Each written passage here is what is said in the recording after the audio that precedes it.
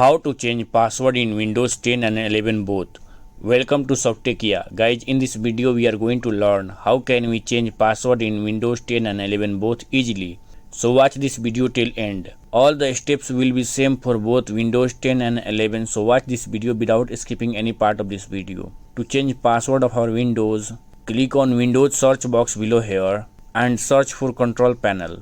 And now open control panel, and here in this control panel we can see user account setting, and here just below in user account setting we can see change account type setting here, and click on change account type setting here. Now in another page it will show all the accounts here. We have only one account, so click on this account, and here in this page we can see multiple options in this side along with change password, and click on change password setting. And here it will ask current password and new password and confirm new password also. So we have to write down our new password along with our current password also. Then below, see here in the password hint, so write here a similar password or code word which reflect password indirectly for you only, and click on change password below here. That's all, our password is changed. If you got this video informative, then like this video and subscribe.